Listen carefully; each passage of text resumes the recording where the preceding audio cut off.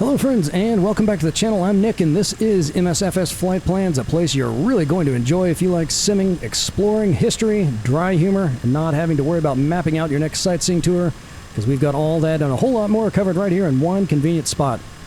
So if you've been around the channel for a while, you know I usually don't start on the runway with the plane started up, but there is a reason for that. I had to start on the runway with this thing running because our flight plans were not loading up if I started at a parking spot. I've been having all kinds of trouble with this plane, but I absolutely wanted to take it. This is the Caravan, and it is the analog version of the Caravan. So we're going to be touring southern and central Ohio from Cincinnati up to Dayton today, and I was originally going to fly out to Columbus, but that's another 50 miles east of Dayton, and there isn't all that much to see along the way, so I think I'm going to save Columbus for a dedicated U.S. Capitals tour. It looks great, but it's just a little bit too far away from Dayton, so we're going to get around to that eventually. And yes, Columbus is the capital of Ohio, for those of you boning up for your U.S. Capitals quiz. And we're taking the Caravan for this trip because we need the speed and we need the performance. All of this is photogrammetry out here, and this plane is surprisingly low on the performance hit, which is fantastic, but you can see I've even turned off everything that we're not going to be using. Obviously the weather's clear. This is the live weather, by the way. And can we see the windsock? Look at that. It is really, really windy, which is also going to help us. We're going to get up in the air real quick here, but on the way to Dayton, we're going to need a tailwind because there's a little bit of space we got to cover, and I want to try to do that pretty quickly. But we're going to get a little bit of stuttering. I do have a couple add-ons installed. I'll tell you about that in just a second. But even though this is ready for takeoff, well, not quite ready for takeoff, there's still a few things we have to do. So first, let's set our cruise altitude, which is going to be 3,000 feet for this one. And it looks like that light means it's cold in here, so let's turn the heater on, which is, 46 degrees. That's pretty chilly. Let's go ahead and get that thing turned on. Go ahead and open up our vents. And we still got a few things to play with. That's nice. All right, landing lights on. One notch of flaps. And full condition. All right, so the add-ons I've got, well, let me show you the Google map real quick because that will kind of play into the add-ons that we've got. So here's where we are. We're in the, well, here's the Great Lakes up here, but if you saw our last flight up to the Arc, that was between Lexington and Cincinnati, which is right about here in Williamstown, and it was right along 75, which cuts right through the middle of Cincinnati. And originally, I was flying down to Louisville because one of the add-ons I have is an RK Bridger bridge pack, and you know I love that, and you know these bridges are going to look good, but it covers all of the bridges from right here. We're taking off from right here from Cincinnati Municipal Airport. So it covers all the bridges in downtown, which looks significantly better than they did before. Everything along the Ohio River here down to Louisville, but you can see that there isn't much to see between here and Louisville. So Louisville will look good too. We'll probably do a dedicated flight out there, maybe a helicopter flight or something, but there's just not enough to see from there. From here to there anyway. So here's the main airport. We're going to take off from here because what I'm going to do is circle into Kentucky here. This is the border between Ohio and Kentucky. We're going to circle around this way, come up along the northern side of town, look at all the wonderful stuff up there, and all the big buildings and the stadiums and all that are in this area, along with a whole bunch more bridges. And then we're going to come up here and then cruise up this kind of populated corridor along 75 up to Dayton. And I have a very special surprise for you guys out here. If you're from the area, you probably know exactly what that is. And man, I did not realize that Dayton was such an oasis for fans of aviation. So we're going to come out this way, check out all kinds of cool stuff up there, come a little bit past the airport that we're landing at, which is Wright-Patterson Air Force Base, try to shoot an ILS approach coming in. Not the full ILS because it goes way, way out here before you catch the waypoints. So we're going to truncate that a little bit and come in facing this way, which will get us right into the wind, which is going to be fantastic. So that's that. In fact, let's go ahead and put our ILS frequency in while I'm thinking about it so I don't have to mess with that once we get up. All right, 109.7. I'm going to adjust that on our external hardware just so I don't have to try to manipulate the mouse. All right, set that for primary. All right, 109.7. That's good to go. All right, so we got the landing lights on. We got everything set. We got our one notch of flaps in. I'm ready to go. You guys ready? Let's do it. Parking brake off would help. And we're going to get up quick, facing this wind. Luckily, it's almost a direct headwind, so we're not going to get kicked off the runway here. And we're up.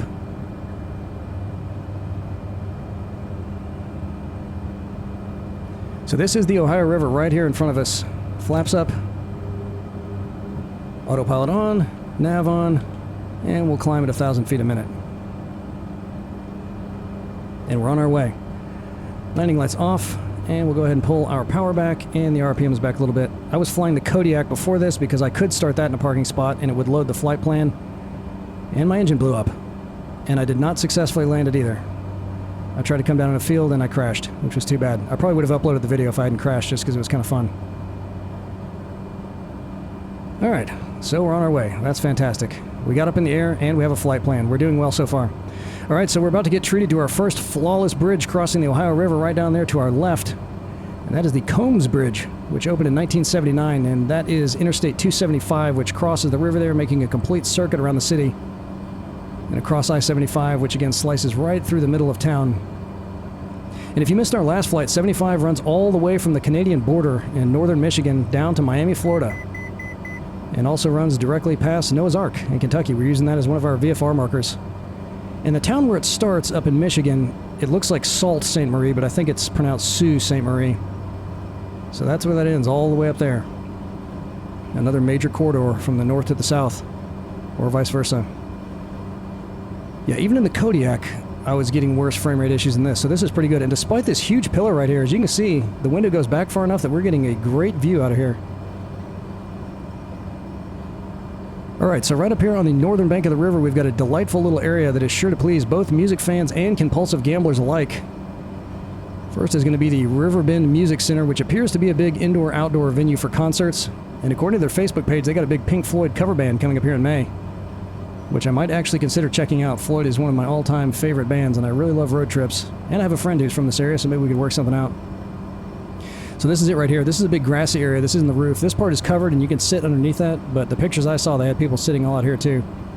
And they got a little pavilion of some kind over here. I don't know what they do in there. Maybe restaurants. I'm sure some bars. And on a far more depressing note, a big horse track right next to it, and that's a casino there. And the pictures of that look pretty depressing as well. But if you like gambling, maybe not so much. That's called the Belterra Park right there, the racetrack. So despite all this being photogrammetry, ooh, look, they got a little silo of some kind there. You can offload stuff from the barge. We're going to get some of these geometric trees out here. Not sure what's up with that, because all this has really good satellite coverage, so that's not the vacant spots where you might usually see stuff like that. Alright, so we're going to take this big loop around the north side of town and circle all the way around it before heading north towards Dayton. And along the way, we'll cruise over the towns of Dry Run and Newtown as we take another peek at our departure airport, which is right over there, which I'll just call CINCI Muni, but it's also known as Lunken Field. That originally opened in 1925 and served as the city's main airport until 1947. And once they opened that, it was the largest municipal airport in the world. In 1925, two guys named T. Higby Embry and John Paul Riddle formed an aviation school down there, which would be transplanted down to Florida a few years later. And today it's known as Embry-Riddle University, which is a big aerospace school. I'm sure you've probably heard of it. And I think their Florida campus is Daytona. They got another one out in Arizona, if I'm not mistaken. But they had a major flood at that airport in 1937 that birthed a new name after submerging all of the runways in the entire terminal building except for the top of the control tower, giving rise to the moniker Sunken Lunken. And after that, I think the city figured they should probably think about another airport on a bit higher ground, so they opened the city's current main airport about 10 miles to the southwest in 1947, which, incidentally, is actually in Kentucky, because it's south of the Ohio River. And one last bit of trivia about that airport before we move on. That same tower that survived the flood is also the oldest standing control tower in the United States, which is very cool. So this is Newtown out here. We just flew over Dry Run, which is a great name for a town. Nice little neighborhoods and stuff out here. And there's the downtown area over there.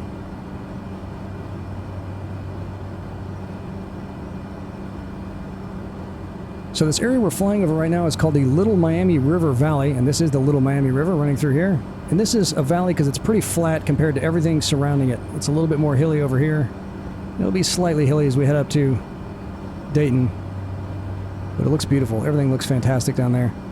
And you'll see they've got some roads that carve through the side of a cliff, and even the little relief of the cliffs, the rocks. I'll show you a spot right up here. I think it's going to be in this vicinity. You can even see that, which is just a great little touch. All these little hills have elevation. That is just awesome. Really nice. Of course, we got our power lines. Perfect. So on top of this hill right up over here, overlooking this valley, is a place called Alt Park, A-U-L-T, which is the fourth largest park in the city and was opened in 1911. And they've got a building up on top of it. We'll just barely be able to see that. It's right here. And if we were closer, you could see they got some pretty nice looking gardens in there too, but it must be a beautiful view looking out over this area. But they built that big Italian Renaissance style pavilion in 1930. And I read in the early years they kept a big flock of sheep up there on the grounds to keep the grass trimmed for them. Let's see if we can see the gardens. There's that little rock ledge. I was a little bit closer last time. You can't see it quite as well from here. So there's where the pavilion is. And I think it's public access. They have weddings and parties and stuff like that in there. And if we can spot it, It's really hard to see. There's an old observatory up here. In fact, it's the oldest professional observatory in the United States. That's it right there. See it? With that little dome on the top of it? I don't know what professional means. I guess not an amateur observatory. And I'm a huge astronomy buff, so I just had to see if we could spot it, which we did, so that's great. But that opened in 1843, and former President John Quincy Adams presided over the event, delivering the last public address of his life, after which the elevated spot where it's located was renamed Mount Adams in his honor. And President Taft is also from Cincinnati, and you can't see it here because it's really tucked down in all these houses, but I'll show you on the satellite map at the end where that is. I got his house as a museum or something these days. And as always, all the add-ons that we have included on this flight, in addition to the bridges pack, I also have a improvement, well, it's not really an improvement pack, it's a modification pack for this plane, which gives us this nice gray panel here, and also gives us access to all the default liveries. If you have this plane, which is the analog version, you know that they only have that one livery in there. So that'll be included in the video description, along with a third add-on pack that I'll tell you about when we get a little bit closer. And of course, this exact flight plan will also be included in there. But if you're going to take the analog Caravan and you're having the same problems I am, you may need to start on the runway.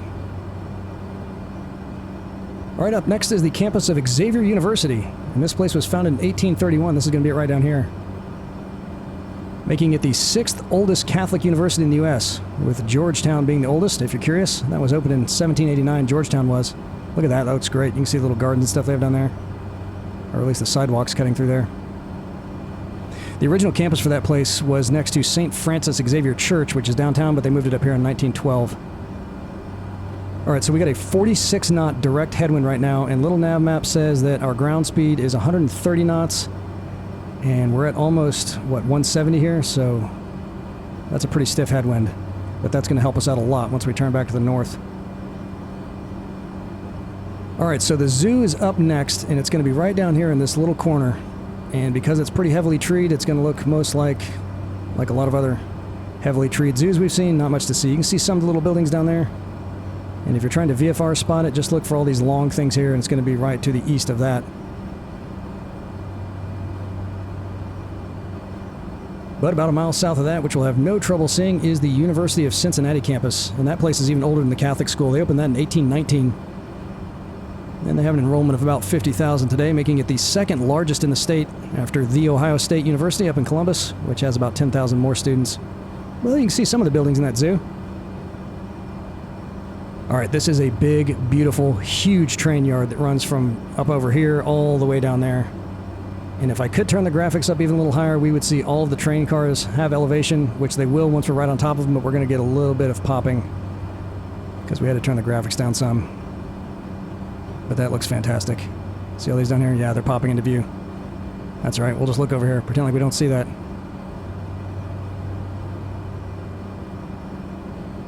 This thing we're going to see right up here, which also has a beautiful little garden associated with it in the front, is called the Cincinnati Museum Center. And they built the inside of that thing into Union Terminal, when it houses several different attractions. So Union Terminal was the main train station out here back in the day, but they've got the Cincinnati History Museum in there now, which is a history museum for Cincinnati, a science and history museum, a big IMAX theater, a children's museum, and there was one other thing I'm thinking that they had in there, but I don't recall what that was. This is it right over here. We'll peek out the side windows as we come around. Look at that train yard. Beautiful. Dirty, dusty, trains as far as the eye can see. Just amazing. Look at these bridges up here. So there's the museum center. They started building all that stuff in there in the 1990s, but the terminal's been there since 1933. So they repurposed that, which is good. You don't have to tear down an iconic structure like that. All right, so we're going to cross over the river here for just a minute to see how the city looks from Kentucky. And along the way, we'll see some more incredible bridges and the big sports complexes. And in just a minute, I'll tell you a little story about my only visit to Cincinnati in real life, which is embarrassing, which makes for a great story. This kind of reminds me of Pittsburgh. If you remember out there, right across from the downtown area, they had all these buildings and houses up on these hills. Must be an incredible view from over there. All right, so first we have Payware Stadium, which is this one right here, home of the Cincinnati Bengals since 2000. And just a little to the east of that is Great American Ballpark, home of the Reds since 2003. So there's Great American right there. And both of those guys used to share Riverfront Stadium, which opened in 1970, but they demolished that in 2002. Look at this down here. Now look at this building. I didn't even notice that before. Look at that. If you're from this area, let us know if that's true to life. It looks like a zebra or something. Wow. Look at these bridges. Unbelievable. Those look so bad before. Well, they look just like bad bridges do. Beautiful. So their aquarium is this little building right here. It's called the Newport Aquarium. This is the town of Newport, and that opened in 1999. This is a big movie theater complex here. And I thought that for sure had to be something just absolutely incredible, but it's just a courthouse. Which I guess would be incredible if you're an attorney or a judge. Not so incredible if you're visiting it in handcuffs. This is a huge Hard Rock casino, and if you saw that Miami flight, that brand is now owned by the Seminole Tribe of Florida, making money all over the country. And this building right up here is their art museum, which was built in 1881, making it one of the oldest in the U.S. And unlike a lot of other museums, like the ones back at the train station, that structure was intentionally built just to be an art museum. They also got a nice big park around that. Boy, that is a serious radio tower right there. I wouldn't want to clip that thing. Good grief. All right, so my personal story about Cincinnati. My family, I'm in the financial business. My family, my in-laws, had been in it for about 10 years before I even got involved back in 2000. And a family up here named the Linders, which seemed to own half the city of Cincinnati. I think they may have been the founders of the Great American Financial Group. My family somehow made inroads with those guys, and they invited us up here. The Linders invited us up here to stay at one of their hotels and go to a Reds game. They also own the Reds. And they let my brother-in-law throw out the first pitch of the Reds versus Astros game. So yeah, it was good to know people. So that's the fun part of the story. The not so fun part of the story, the more embarrassing part, is that I was hanging out with my brother-in-laws. This is back when I was in my early 20s. I'd been married for about a year, didn't have any kids yet. Just so you don't think I'm a total dirtbag after I tell you this. I'm still a dirtbag, but maybe you won't think so negatively of me. So I called my wife before we turned in for the night. It was like, I don't know, 9 o'clock at night. I said, all right, I'm going to bed, knowing full well that I was not going to bed. I was going out with her brothers to a big beer garden they have downtown. I said, I'll call you in the morning. So I went out with them, got so wasted that I don't even remember coming back. My wife called her brother's phone the next morning and said, did you sleep well last night? And I said, yeah, it was great. I feel great. And she said, you're lying to me. I was like, what are you talking about? She said, the cab driver called me at 2 in the morning and said you left your phone in his car. And I said, oh. And she said, you better be on the next plane back to Florida or I'm not going to be here when you get back, or something like that. So I kind of had to cut short my visit to Cincinnati. And when I went down through the lobby of the hotel the next day, everyone working there knew my name. I don't know how they knew my name, but I bet it was quite a spectacle when I rolled in the night before. All right, I almost missed this next thing we're going to check out here until I saw the Google marker on it. It is a gigantic General Electric aviation aerospace facility. It's this thing right down here. And, oh, that's not it. It's up here. Sorry. They all kind of look the same out here. So this is I-75 running up here. We're going to take that all the way up to Dayton. But this place is huge, and I couldn't figure out exactly what they're building down there. I'm guessing it's probably airplane engines, because when I went to the main site, they got places all over the world, so I couldn't tell exactly what they're building down here.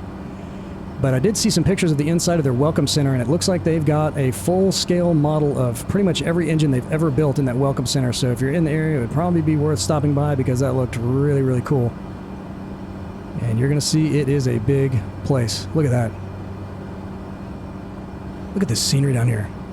Obviously still all photogrammetry. A little bit past this, a little bit north of this, it's going to turn to autogen stuff for just a little while until we get up to Dayton. Look at the size of that. Just huge. Oh, they got a little frozen water down there. Maybe one of those salt ponds. Look at that. Gigantic. And a big green water tower. Perfect. You can put a movie studio down there. And speaking of movie studios, well, I'll get to that in just a minute. That's your little teaser for what we got coming up here. We got one more spot before we see the big boy for this flight. So there's a park up here with a big open cliff face that's called Trammell Fossil Park, which is a place where anyone can roll up and start mining fossils right out of the hillside. It's like a public park. You don't have to pay or anything. I don't think so. Which is about as awesome as it gets. This is it right up here. So it's just kind of a carved away. The rocks are all coming down, and based on the pictures, there is no shortage of fossils out there. Most of it just ancient marine life. You're not finding any T-Rex skeletons or anything like that. Which reminded me when I saw that, we just took that flight out to San Antonio, and the area we left from, Bernie, is where my dad lived. I think I mentioned that in that flight. And right across the street from his house, they had carved away the side of a cliff to make way for the road that he lived on. And it was just like that. There were just fossils pouring out of that thing. I was just getting bucket loads of them. And at the time, I was in a geology class at Florida State, and I kind of got in good with my professor out there. And I brought all the fossils back to him, and he was graciously acting like he was really appreciative of it. But in hindsight, he was probably thinking, that's nothing. I'm sure he's got much better fossils from much cooler places than that. But it was neat. If you like fossil hunting, go down there by San Antonio. They're everywhere. They got these things called Texas Hearts, which is when some sort of bivalve gets filled up with sediment, and then the shell just kind of decays away, and what's left is a big stone heart-shaped thing, and they're all over the place out there. Really, really cool. All right, so back to the LA flight. If you recall that one, there was a Six Flags north of LA that looked absolutely phenomenal, probably the best that we've ever seen in the sim. And you see this right up here? The same guy that made that Six Flags, the White Arcades, I'll give a shout out to him, made this place too. It's called Kings Island. So knowing who made it, you know it's going to look fantastic. And I never even heard this place before, but it's been around for quite a while, since 1972. And they decided to start building it to replace a park called Coney Island. No, not that one. Not the one in New York. But the other one was down by the Ohio River, and they also had some issues with flooding, quite a bit of flooding. And I think they got sick of rebuilding that place, so they put this one up here. And it has quite a pedigree as far as rides go. Several record breakers, even a couple of current record holders. And one thing I thought was really interesting, see that blue thing right there? That looks just like all the red towers you see at Six Flags. And as I was rummaging through the history of that place, I couldn't tell if there was any affiliation with Six Flags. But structurally, it looks just like it. But it's blue out here. And they got a big water park right down here. They opened that in 1989. And this is one of those great lodge water parks who I'm sure was just delighted that they built this big place out here. And this is a huge tennis complex that I think the Linders built, because I think it's called the Linders Tennis Complex. Look at this. Unbelievably good. Just amazing. I like how it's kind of out in the woods like that too. They didn't just clear everything out to build that. Look how colorful it is, all the detailing. And I flew down really close to it before. It's just as good as that Six Flags. Just looks incredible. Really, really nice. All right, you see this place up here? We're going to get a real nice look at it. When I first spotted that, I thought that really looks like an old abandoned factory in the woods, so you know I had to look into that. And it turns out it was an old abandoned factory in the woods. It started life in 1916 as a gunpowder and ammunition factory called the Peters Cartridge Company. And they built that to replace a bunch of older wooden structures that had been exploding along this little river here since the late 1800s. And I think the original ones were water-powered from this river here.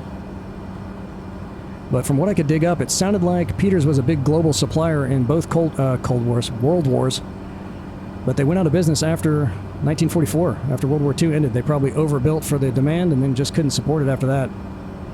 So the building was repurposed by Columbia Records, who later sold it to Seagram's, the alcohol company, and those guys abandoned it in 1968. And it just sat there rotting away until a developer bought it in 2020 and built it into what appears to be a very cool apartment complex now. They did a lot of that kind of stuff up by where I lived in Connecticut too, with all those old textile mills along the rivers. I had a friend whose dad lived in one of those, and I used to love going over there just to explore the place.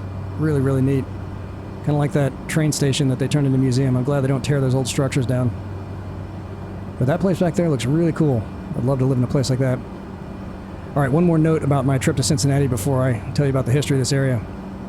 So after I left, I heard this story from my brother-in-laws after they came back to town. The Linders took them out on their yacht on the Ohio River, and I guess everyone in Cincinnati recognized the Linders yacht. So they're out there, and it's like a tuxedo type of affair, you know, hors d'oeuvres and cocktails and all that. And while they're out there on the yacht, cruising up and down the river, some, I don't know if you call them rednecks out here, hillbillies maybe, start driving up and down in their little speedboat next to them, take all their clothes off, and start screaming obscenities about how much they dislike the Reds. They said their hosts were trying their best to ignore it, but these guys were just doing circles around the yacht, screaming, yelling, mooning everybody on the boat, which was just fantastic. I really wish I wouldn't have blown it with my wife. I would have loved to have seen that. All right, so we got about 20 miles up to Dayton, which is going to happen really quick. Well, we got a crosswind now, so it's a 47-knot direct crosswind, and you can tell our plane's kind of crabbing into it right now. But there's going to be plenty to see, not a lot to talk about here, so I'm going to tell you a little bit about the history of this region. We'll start back in Cincinnati, which was founded at the confluence of the Ohio and the Licking, yes, Licking, rivers in 1788. And for most of the 1800s, it was a pretty bustling place, firmly positioned in the top 10 most populous in the U.S. until the 20th century rolled around. And it was originally called Losantiville. According to historical lore, then governor of the Northwest Territory, Arthur St. Clair, was the sitting president of the Society of the Cincinnati, which was comprised of retired officers from the Revolutionary War. And understandably, he wasn't particularly fond of Losantiville, so a local surveyor suggested a new name, which St. Clair apparently found much more appealing, officially changing it to Cincinnati in 1790. Look at those fields down there, just beautiful. And if you're wondering why that particular surveyor had the ear of the governor, well, his name was Israel Ludlow, and he was one of the 3 original settlers who landed down there in what would become Cincinnati in 1788. The introduction of steamboats in 1811 brought an economic boom to the city, which was linked by the Ohio River up to Pittsburgh, about 250 miles to the northeast. And if you saw our Pittsburgh tour, you know the Ohio starts where the Allegheny and Monongahela come together and form the Ohio, running all the way out here. And then the Ohio runs down to the Mississippi, down in southern Illinois, Cairo, Illinois, about 300 miles to the southwest. So those steamboats opened up a lot of commerce, and then once steam trains showed up a few years later, the city's logistics network expanded up to the Great Lakes, opening up efficient commerce to the whole Northeast. And things just took off from there. What beautiful landscape this is, isn't it? And being a major free state just north of the slave state of Kentucky also made it a major hub on the Underground Railroad. In fact, they got a big museum for that downtown too. But it was kind of tough to spot that one from the air. And I'm not sure if I marked it on our satellite map either. I just love when you can see all the texture on the fields. Even though these are autogen houses down here, I mean, you can't really tell from up here, but I really like it when you can see all the little markings in the fields. That is just beautiful. All right, let's zoom out a little bit here just so I can see how far we are, so I don't get too far ahead of myself. All right, not too far away. These days, Cincinnati is still an economic powerhouse with several Fortune 500 companies headquartered in the area. Some you might recognize are Kroger, the grocery company, Procter & Gamble, Fifth Third Bank, and of course American Financial Group, which you might not recognize if you're not in the financial business. And I'm still wondering if those guys own as much of the city as they used to. That was back around 2000 when we were up there doing that. But they still have a ballpark, so they must be doing all right. But I think their company was just bought by Mass Mutual, because I noticed a lot of the accounts we have with Great American just changed over to Mass Mutual, so maybe they sold it. I'm sure they made a pretty penny off that. They've also got several universities, of course, and that big GE plant just north of town, so they're doing all right out there. Better than Jacksonville, anyway. The only big company we have out here that anyone might recognize is CSX, which is a big train company. That's about it for old Jacksonville. Oh, you know what I got? Look at this. I set up a window back here. Hey, and there's an airport. That was good timing. I didn't mark which airport that was because I didn't think we'd be hopping back here at this exact moment. And I don't know what it is about sitting in the back, guys, but this is exactly where my perch would be if I was a passenger on one of these flights, just staring out the window the whole time. Look at that. Now that kind of looks like photogrammetry here. Maybe this is where the crossover point is, because look at that. That's really detailed. We're getting kind of close to Dayton. That doesn't appear to be, but maybe it is. All right, back in the cockpit.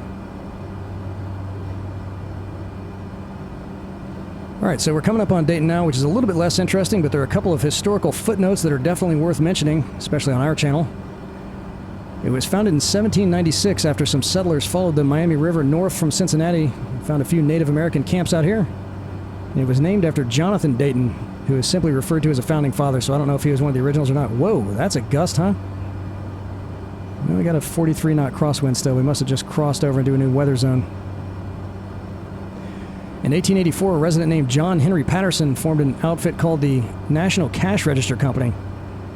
And I probably don't have to tell you what they made. In fact, they got a big cash register museum up here that actually looks pretty cool. I checked out all their pictures, just rooms and rooms full of old cash registers. Really neat. And other than inventing the electric register in 1906, the company also played an integral role in developing the device that cracked the Enigma machine during World War II, which is pretty cool. But as interesting as that may be, it pales in comparison to the work of Dayton's most celebrated residents, Wilbur and Orville Wright, who owned a little bike shop on West 3rd Street, which we'll barely be able to spot as we fly by. And even though they took to the air for the first time out in North Carolina, they built their flyer here and brought it back here for further improvements, testing it at a little local spot that we'll see in a few minutes once we cross through downtown Dayton. So I never thought to look into it before, but once I started thinking about it, I did not know why they went down to Kitty Hawk, which is a long way from Dayton, Ohio. About 500 miles if you could fly directly to it, obviously significantly further if you're trying to haul a plane across the country. And I wonder how they did that, probably by train, I guess. So after researching it a bit, it sounds like they needed a place with consistently breezy and predictable weather, and some soft ground to wreck the thing on, which they had out there with those beaches and everything, but I find it a little hard to believe there was no place closer than that, so if anyone knows the rest of that story, I'd love to hear about it. Why did they go all the way out there? Alright, so we've got a few spots that we're going to try to look at downtown here. We're going to fly around this big forest of antennas over here, and then we'll be set up to see our stuff. Let's climb in the back and look at those antennas. I gotta get my thing clicked on this screen. There's downtown Dayton. That still looks autogen to me. But I know Dayton is photogrammetry, so it's going to start to look better than that. But that looks pretty good. Got a big dirt mine of some kind. Looks like people are probably running their four-wheelers around there. Beautiful. Yeah, the bridges here are not done. You can see that one's covered in water. These out here are going to look like default bridges, which they are. Still looks pretty good, though. Look at that. Look at the relief down there.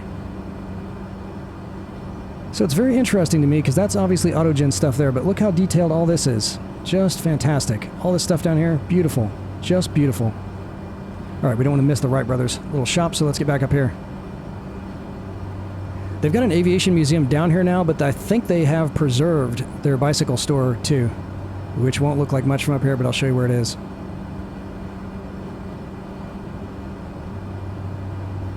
All right, the University of Dayton, which is another private Catholic school founded in 1850, is right over here on this side of the river. We won't see that real well because we're going to be looking for the bike shop over here. And we're getting a little bit of stuttering now, too. Okay, so this thing right here is, I think, where the aviation museum is, and right across the street from that is their bike shop, which would be right there. That little tiny thing right there. And I didn't think to look at any pictures of the inside of that, but you better believe I'm going to do it when we're done this flight. Right there is where it would be. Yep, these bridges don't look great. Look at that. Jeez, what a train wreck. But it is a photogrammetry city. And then they've got a little ballpark up here called the Day Air Ballpark, home of the Dayton Dragons, a minor league affiliate of the Reds. And they opened this stadium in 2000. And that's going to be right there. There it is right there, which looks great, really. It used to be called Fifth Third Field, but now it's named after a local credit union called Day Air, which is an odd name for a credit union. Then again, I wouldn't exactly call Fifth Third self-explanatory either. So, yeah, I had to look into that name too. If you're wondering, it was named after the merger of the Fifth National Bank and the Third National Bank at the turn of the 20th century. So now you know. All right, two more aviation landmarks, the second of which will be our destination airport.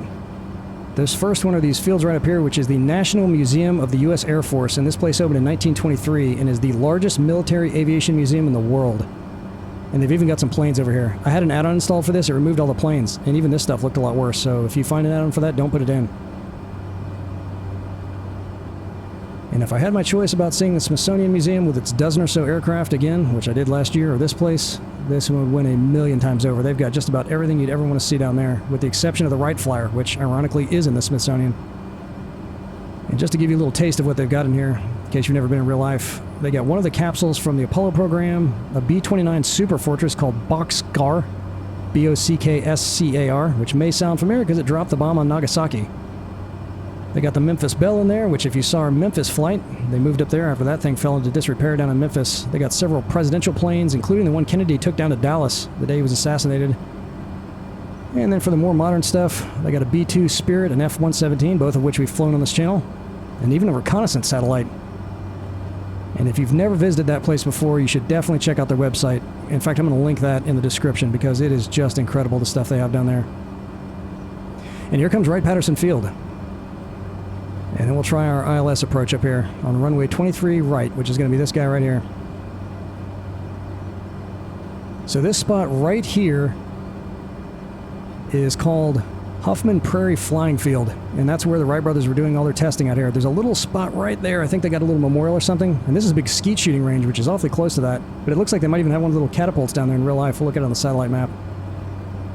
So Wright-Pat is currently home to the 88th Air Base Wing, along with the National Air and Space Intelligence Center, which may or may not have an inventory of vehicles which may or may not have been built by humans.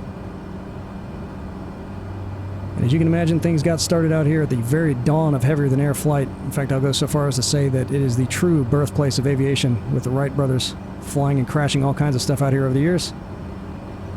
The first large infrastructure went up during World War I, and they named it Wilbur Wright Field in 1917. And if you're wondering how pissed Orville was about not getting his name on it, he was probably fine with it. Wilbur died in 1912 of typhoid fever at just 45 years of age. And Orville died of a heart attack at the ripe old age of 77 in 1948. Man, can you imagine what it must have been like to see how your invention would progress from 1903 all the way up through World War II? And I read that the brothers initially believed that airplanes would make war so difficult that it would lead to world peace, which was obviously a bit misguided. I'm sure they were a little bit disappointed to see how that worked out. And while I was poking around in the history of those guys, I also discovered the biggest challenge wasn't necessarily building the plane itself, but an engine that could power their new propeller designs, give it enough juice.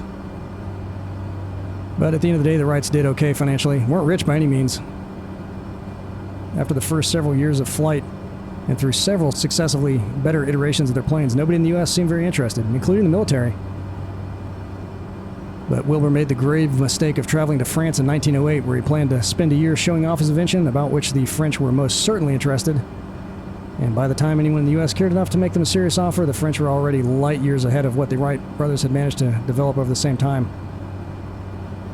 So after the death of Wilbur in 1912, his brother and their company got bogged down in years of legal battles over their patents, leading to a merger with the Glenn Martin Company in 1916.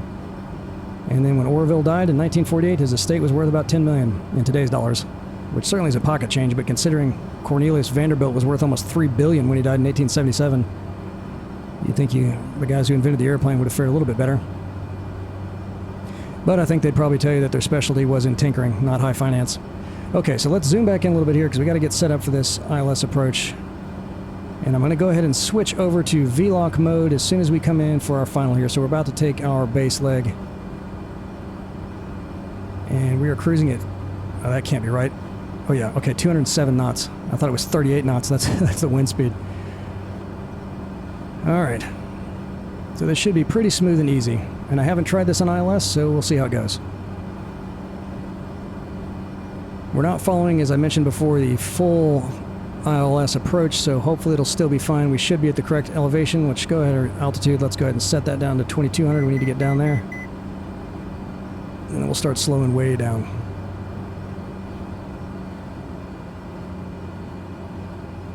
And this thing is supposed to have an auto governor that'll keep it from overspeeding, and if you test it, it will shut the engines down a little bit. It's that red button down there under that vent valve to our left.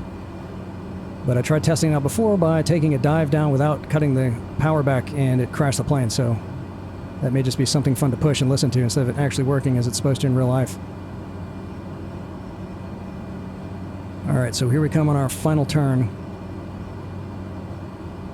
And we got about 400 feet to go. Look at those fields. Just love it. Absolutely love it. The trees look great. Buildings look great. Just phenomenal. So if you haven't already done it, in addition to everything else that'll be included in the video description is a link to our new Discord server. I think we got about 25 members now, which has just been awesome. And one of the things that has been great about that, which I never had even conceived of, is I talked about in a previous flight some of the add-ons which are almost essential to get other add-ons to work. Some of the asset packs you can no longer download on Flight Sim, and they aren't available anywhere. I don't know if those guys pulled them off after they have that little dust up with Flight Sim or what. But some of our members still have them saved on their computers and have made them available to other people. I posted an add-on for the power lines. So if you don't have that and you want it, let me know. I posted a link for that in there. I'll tell you where it is, because it definitely adds a lot to the experience if you can see all those things down there. Alright, so let's see if we got our VLOC here. I'm going to go ahead and switch this over to nav mode. And there's our glide slope coming in there. We'll see if we can catch it. We'll put on approach mode as that gets a little bit closer. Alright, so we got an almost direct headwind of 30 knots, so this should be a pretty easy landing. I just need to see that glide slope start coming down to make sure it's really going to work. We're not quite at the waypoint yet. It's coming up right about here, I think, on our map. Is that coming down? Yep, it is. Okay, so let's go ahead and click it over to approach mode, and I can't see from here what that says, so I'm going to use my external. Alright, looks like it found it. We're in good shape. So yeah, hop on the community, the Discord community. It's been great. Already done a couple group flights, and someone has submitted a flight plan out in Hungary, so I'm going to check that out. And right now he is the only person that submitted a flight plan, and if no one else does it, the clock is ticking for our first quarter competition to see who can submit the best flight plan. He will be the winner of the gift card to the sim vendor of your choice. Alright, let's give it some flaps. Well, we're going way too fast for flaps. Let's slow that sucker way down. Way down. Give it full props.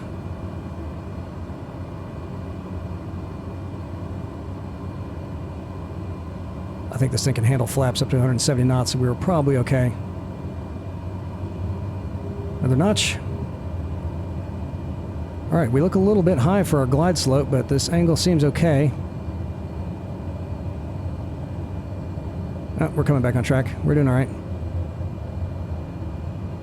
All right, so we'll pull off just to, I don't know, whichever taxiway comes up first to get over there, and then I'll pull over a little nav map. We'll check out the satellite image. Final flaps, and we need a little bit of throttle now. Yeah, that wind is really kicking us around, which is making me glad that the ILS is working, because that'd probably be throwing us all over the place. So the issue I'm having with that, the sim starting up in Windows mode, windowed mode, let me know if you're having that same problem. It just all of a sudden started happening a couple days ago. I'll set it back to full screen mode, and then if I shut the sim down and come back in again, it's going back to windowed mode. Don't know why that's happening, but it's a little bit frustrating. I'm hoping it'll just fix itself as things off and doing the sim. All right, I'm going to go ahead and turn the autopilot off, and we'll see how we do here.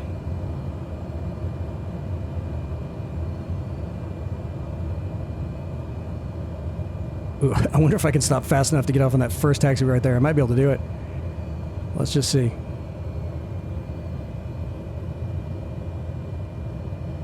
Yeah, it's going to be too close. We'll just turn around and go that way.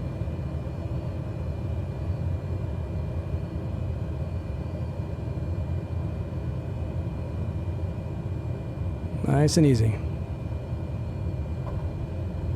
Oh yeah, just kissing it. Buttered it. Nice. Okay, flaps up. And let's turn around over here. Taxi lights on. And I'm not going to drive all the way over there. We'll just kind of pull off to the side. Well, there's a spot right there. There's some hangers. We can do that. See if we can tag a couple of these lights on the way.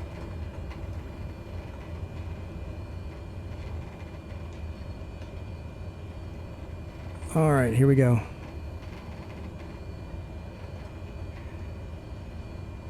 So that was a pretty cool flight. I enjoyed that. It took a heck of a lot of effort between battling these planes and the sim and all that, but we did it. Okay, parking brake on. Condition lever to cut off. And we'll go ahead and turn the battery off. And let's look at little NavMap.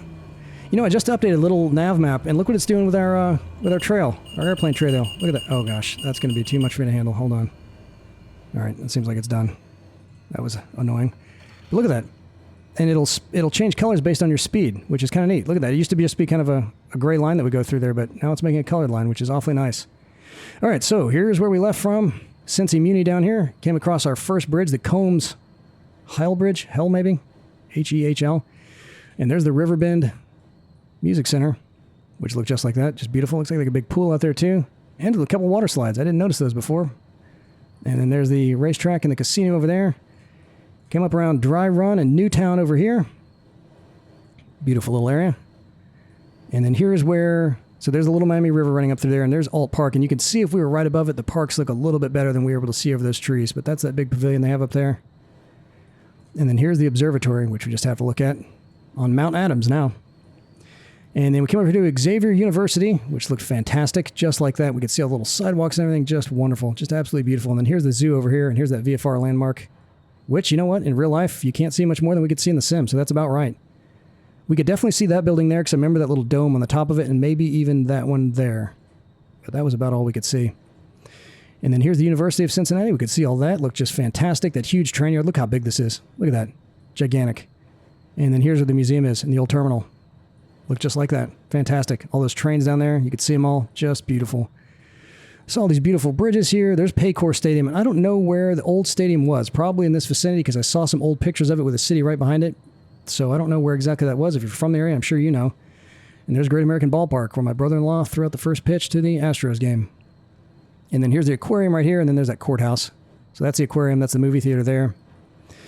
And then here's the Hard Rock, which looked just like that. This stadium is called SQL Stadium, or TQL Stadium, and that is so new that it's not even the sim. They got a bunch of buildings here, so I don't know when that went up, but after the sim was developed, obviously, because you cannot see that in the sim. And it looks like a big soccer arena. There's the art museum there, and then here's President Taft's house right there. If you want to go try to spot that, good luck. All right, there's Xavier again. Then we flew up here to check out the GE aviation plant. Look at the size of that place. Just huge. And there's their water tower, which does not appear to be green unless that was it. That's got to be it, yeah, because you can see the struts for it there. So they do have a green water tower out there. Very cool. And then here's the fossil park, which I would definitely check out when I was down there. Very cool. They got some old seashells. And then here's Kings Island. Look at this place. It looked exactly like that. Just beautiful. There's the water park, and then there's the Great Wolf Lodge water park, and then there's that Linder Family Tennis Center. Look how many courts I got down there. A couple big stadiums. Very nice. And here's that old factory, the cartridge factory. Can you imagine living there? How cool would that be? Right along that little river and everything. Just beautiful. I wonder what Columbia Records was doing in there. Maybe just having a cool place to record some stuff. All right, and then we cruised on up here to Dayton, and here's where the Wright brothers' place is. Right there. So there's the little aviation museum. I think that's what it is. And I think they might have an aviation museum over here as well, but that little spot right there is where their bike shop was. And then here's the university campus over here. And I think this is part of the university too, because that's the only big field around here, unless they don't have a... That kind of looks like a horse track, doesn't it? That must be, because if it was a regular track, they would have... Unless maybe the university has a horse racing team, who knows? And then there's the Day Air Ballpark, which used to be Fifth Third Field. And then we came up here to... Let me see if I can turn off the... Okay, no, it's not going to do it. We're too close to that airport to turn that off. I can turn the ILS off. Let me turn that off. No, it's going to leave it on there. But that's where the aviation museum was, and all the planes are over here. So if you want to do a low pass, you can see all those planes that got parked out there. I think most of the stuff is in these hangars here, but they have quite a few planes parked out there, which is really cool. And then here's Wright Pat over here, and then here's the spot. Look at this. You can see the little catapult, if that's what that was, where the Wright brothers were doing their testing. But this is Huffman Prairie Field out here, where they were flying all kinds of stuff, getting that thing dialed in. And here's the skeet shooting range. Look at that. So you stand on this side and shoot that way. So I wonder how they make sure that no one is standing over there when they're doing that. Maybe just yell 4. And then we came into Wright Pat, and that was it. Shot our ILS. It worked, which is great. So let me show you how far out if you're just curious of where we had to go. So we would have had to come into Loomp here, which we would have picked it up. But before that, we would have hit a place way, way out here, which was, I don't know, it was somewhere way down here. So it would have been a much, much longer flight to do that. So we cut it a little bit short, came on in just fine. So that was awesome. Great flight. Learned all kinds of stuff. Beautiful, beautiful area. Just take a plane that does not have a lot of performance drag, or you are going to be stuttering your way through that whole thing. Drop me a line in the comments. Let me know if you like it. If you have any suggestions, I'm always all ears. Be sure to sign up for our Discord server. Join that conversation, that community. We'll do some group flights. Have all kinds of cool stuff going on. I'm going to check out Hungary next, that flight plan that was suggested on the Discord server. And I got another little lunch break flight for us, a place out in New Mexico by White Sands. I'll take a look at that and see if it looks good enough to make a flight. We'll jump out there too. That's it, guys. Had an absolute blast. Can't wait to see you all again in the skies. Later.